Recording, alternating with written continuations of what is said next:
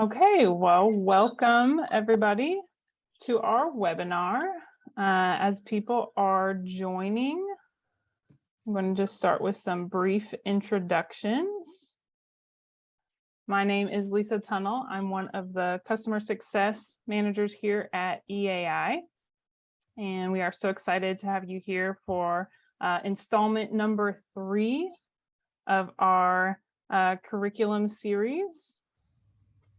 If you are joining us for an additional series, we're so excited to have you. If this is your first one, also very excited. Webinar number 1, if you recall, was standards, learning targets, and success criteria. Webinar number 2 was our curriculum mapping and alignment series. And here today, we're talking about curriculum writing tips and tools. We have another one of our CS here with us today. That's Al Krause. Thank you, Al, for joining us.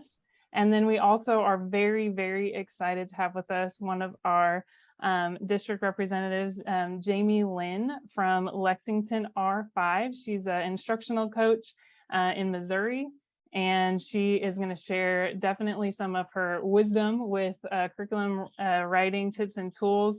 Very excited to hear from her. And we have just a structure that we'll share in just a moment, but thank you all for joining us. So on the agenda, we have just a guiding question we'll share in a moment, and then we will discuss some of your favorite tips and tricks as well as Jamie's, and along the lines of effective curriculum writing, what some of those things might be. And then if you have any questions as we go through this webinar, feel free to drop those in the chat.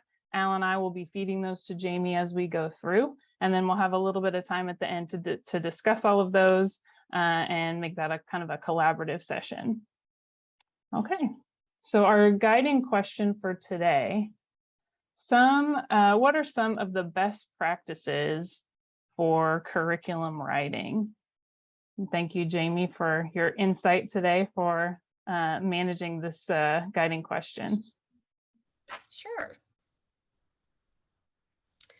So you want me to go ahead? You want me to go ahead and speak? Yeah, thank you, Jamie. Okay. Best practices that we have found in our district is number 1, find a group of people who are ready to do this with you. Just like we differentiate to students in our classrooms, we have to differentiate to our teachers as well. And some people have a very good grasp of what curriculum writing needs to look like, and they know their curriculum and their content enough to jump right in. And then you've got people who are still a little bit new, maybe have switched subjects, things like that. So that's my first thing, is find a group of people that are willing to take this plunge with you. And not only will they learn along the way, but they will also then become facilitators for you, that you don't have to be the only person that helps the curriculum writing process. Second, I would say develop a curriculum that will withstand the test of time, regardless of who is teaching it and what administrator is there and what resource you have. Please do not write your curriculum based on a resource that your district has purchased.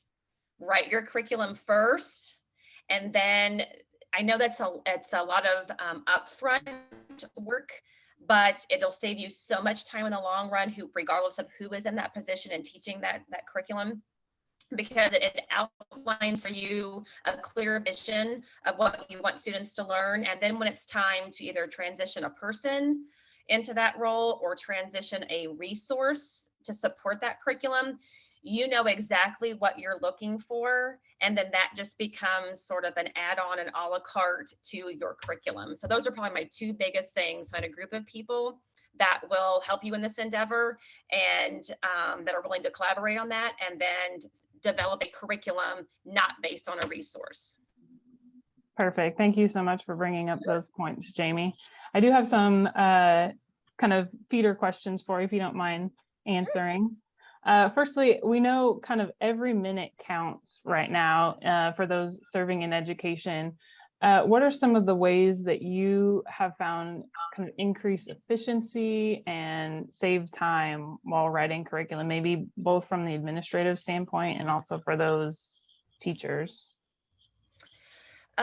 We have got to have a culture where we give teachers time to reflect and revise. Luckily for us, our district this upcoming school year has finally taken the advice of the teachers, and we have a professional development day every month, where we used to have them like every other month or maybe once a quarter.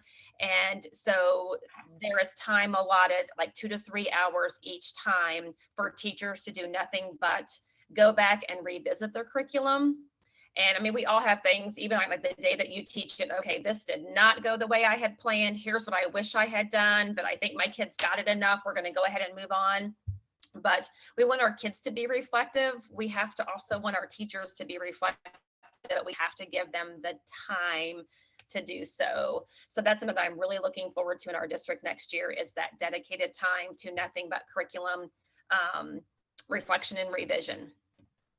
Absolutely. Thank you so much for sharing. I 100% agree with that reflection and revision piece. Next, thinking of kind of what we've seen and experienced with COVID, but also, other things that affect our curriculum experiences. What are some of your favorite strategies for writing curriculum that really highlight some of our priority or heavy hitter standards? We've got to understand those. And sometimes it takes a group of people to break down all of the nouns and the verbs and what all those words mean. Because I'll be honest, I worked this last year with a fine arts teacher, and the new fine arts for Missouri, the standards are just so broad. And I'm like, okay, yes, I don't teach art, but I'm an educated person, but I have no clue what some of this stuff means. And so it takes a group of people to sit down and talk about, okay, what do you think this meant? What do you think this meant? And that doesn't just mean fine arts teachers or any, just the art teacher and myself.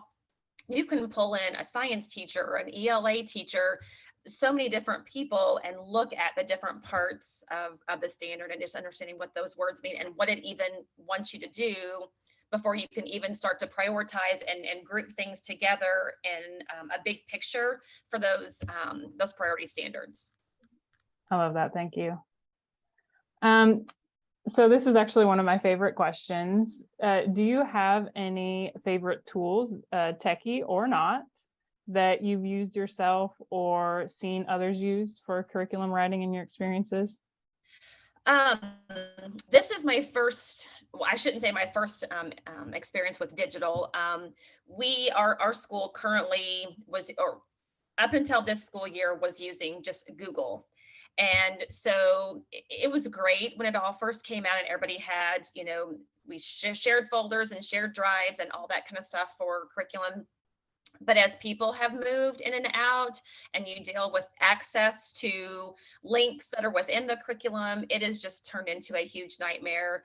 So honestly, the fact when we purchased Embarc as a district, and luckily for us, we got to start that a little bit last year just to kind of get our feet wet with it, to dive in head first this year.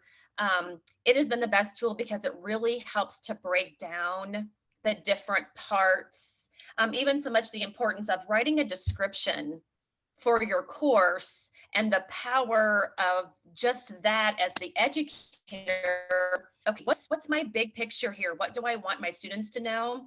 And then in Missouri, we have to also, those will be posted online. We have the school year, we have to, because of our new guidelines, we have to publish our curriculum. And so what will parents understand about what's going on or should be going on in the classroom? So it kind of creates another level of accountability as well too. But with the Embarc program, it just broke all that stuff down. Okay, what's your course? What's a description of the course? Here are the standards. Now it's like writing an outline when we were all in school, you had to write a paper and you did the old-fashioned outline. Okay, what are the main topics that I want to cover? Which are your units? And then within those, what specific things do I want to talk about? and then going through and attaching your activities.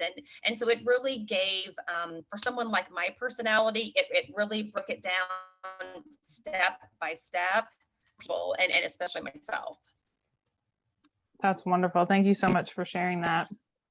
I 100% agree that it's important to know like what it is that you're trying to accomplish and kind of work your way backward. We'll touch on that in a little bit when we go to our like curriculum takeaways, the key points, but absolutely being able to see like the forest for the trees, right, is important for sure.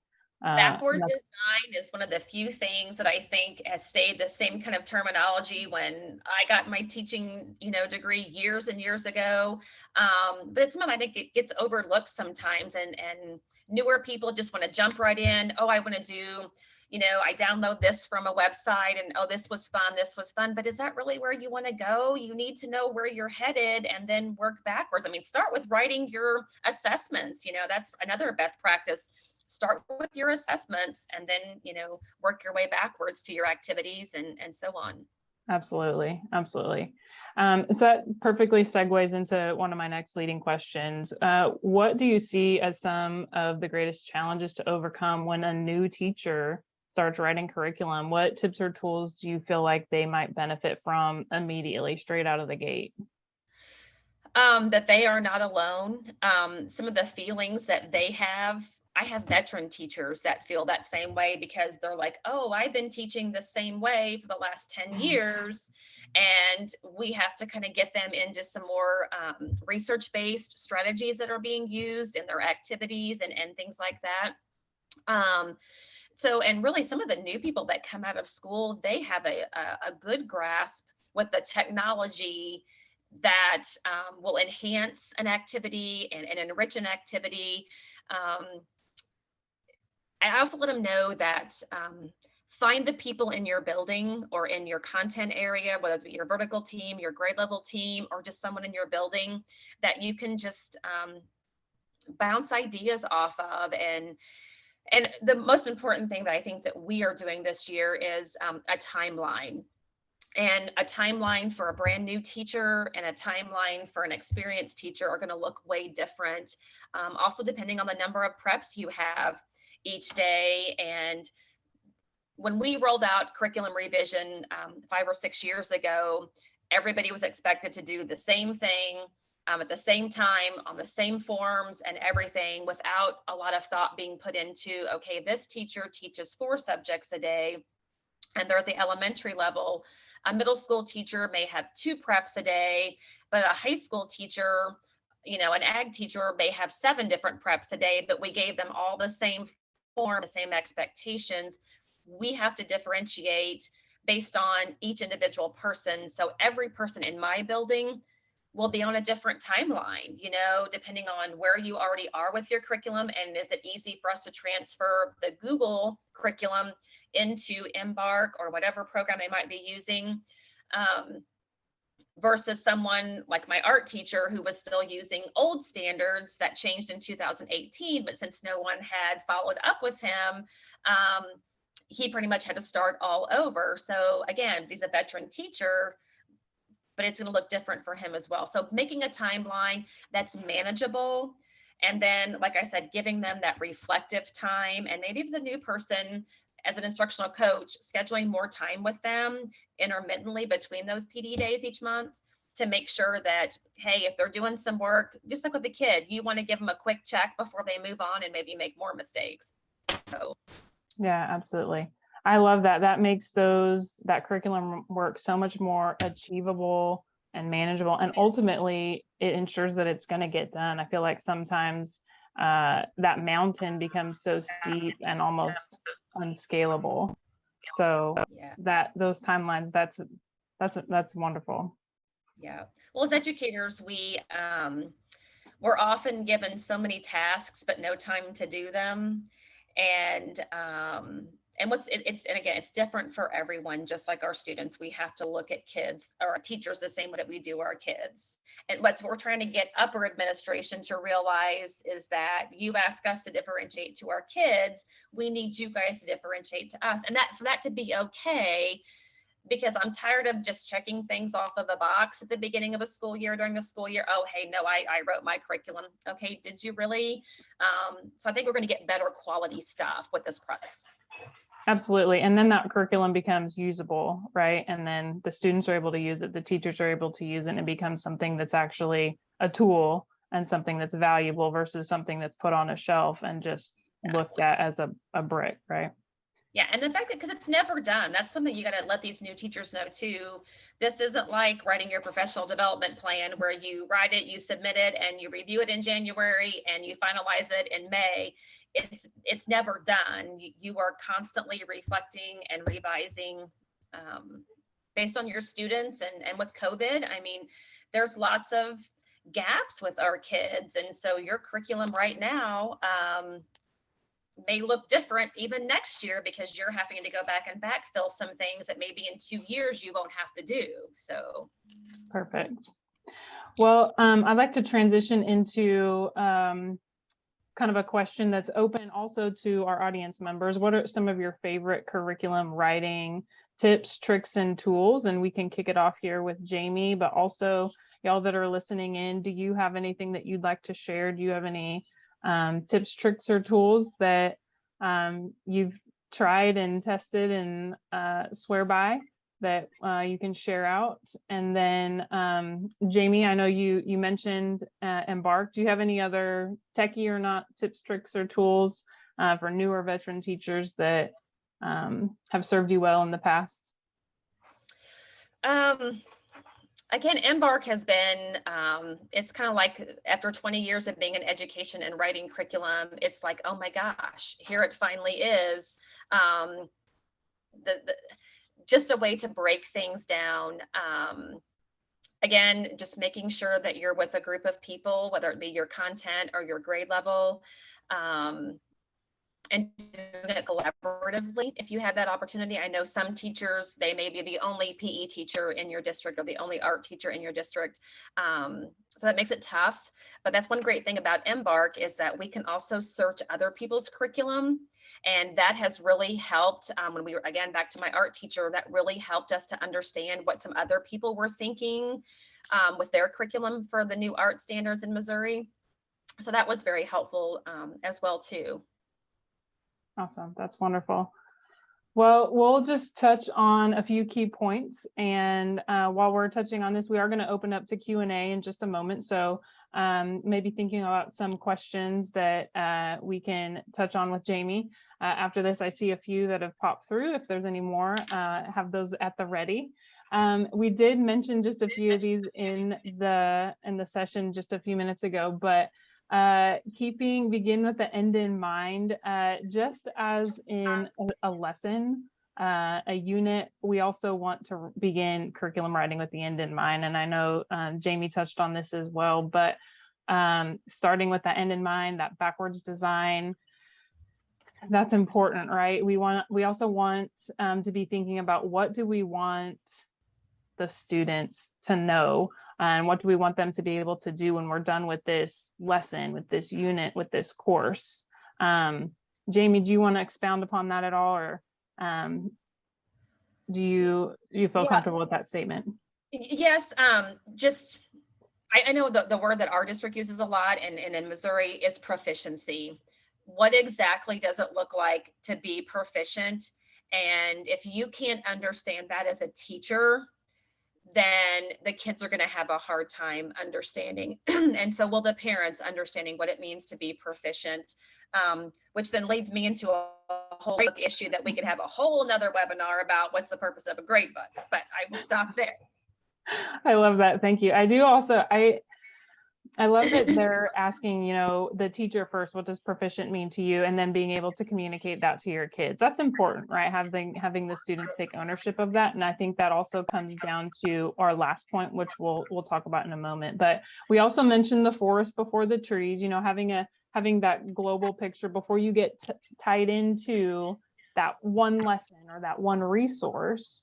And Jamie also mentioned resources are not necessarily curriculum, knowing the difference between a resource and a global curriculum. How are you going to know the difference between those two things? And Jamie, I'm sure you have some information for us, or some, like, a lot of times people will say, or we'll ask, what is your curriculum? Well, it's this particular textbook or this particular resource. And knowing the difference between how are you going to cover your standards with a global curriculum versus maybe one particular resource is important. Right.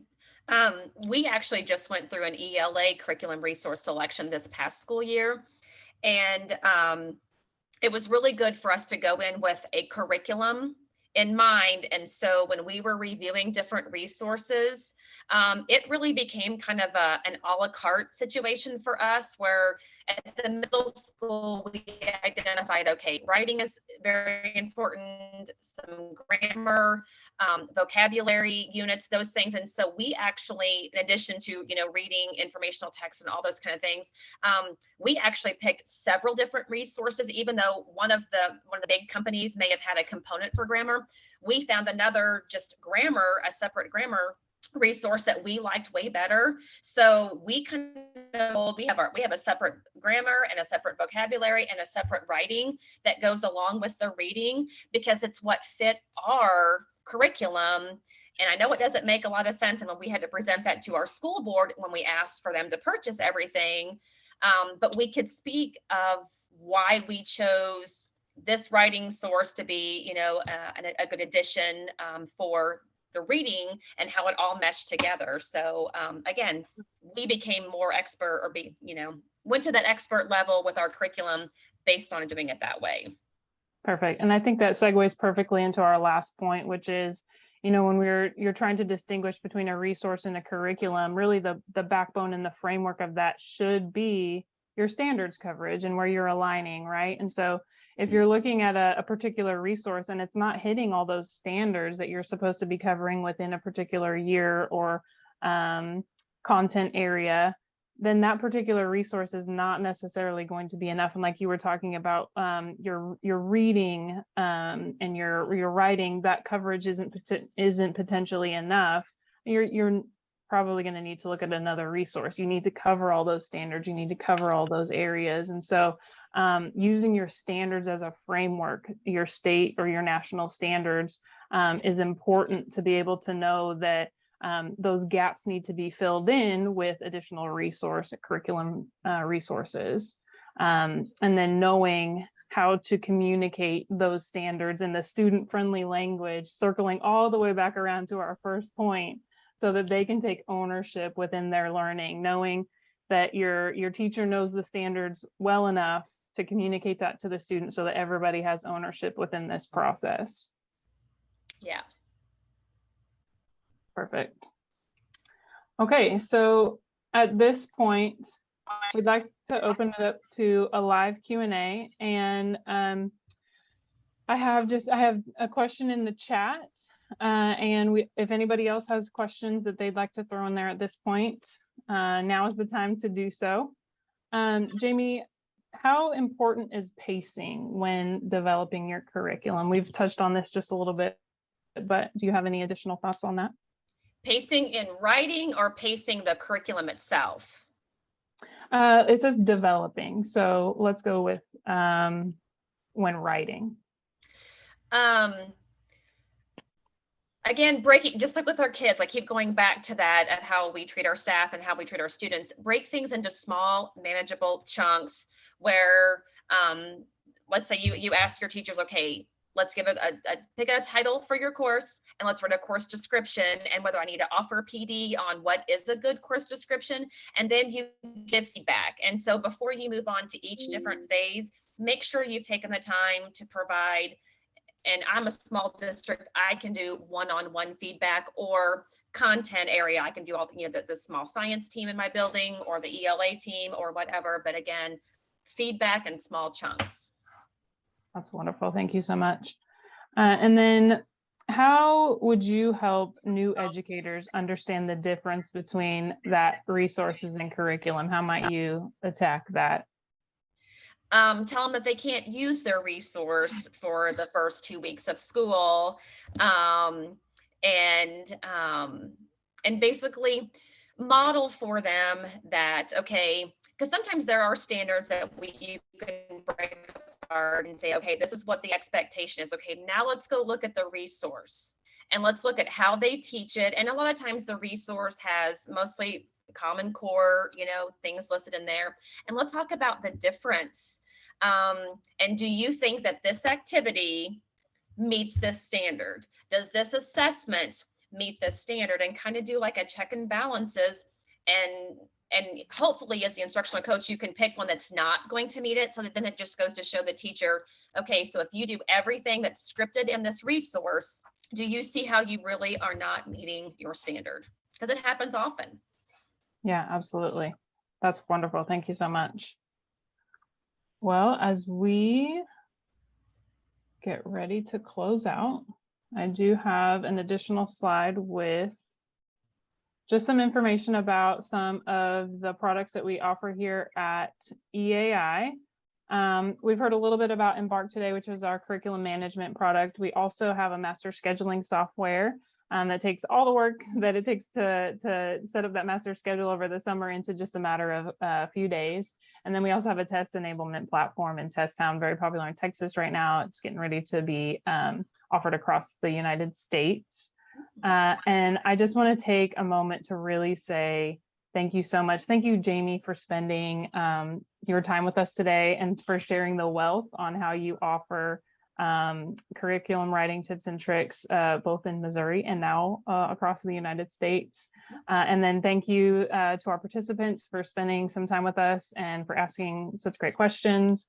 We really appreciate the work that y'all are doing in schools for our students and for the staff members that you work with. Y'all, thank you so much for your work of heart, and we appreciate you. We really want to serve you. If there's any questions that you have for us, if we can be of service in any way, this is our contact information. We'd love to share these resources. The webinar series will be available when we finish the series, which will conclude on Thursday this week. And so we will make that available via our website. And I see that there's an email in the chat. We will send that out to you as well. And so please feel free to reach out with any further questions. Thank you so much for joining us today, and we'll see you later. Bye. Bye-bye.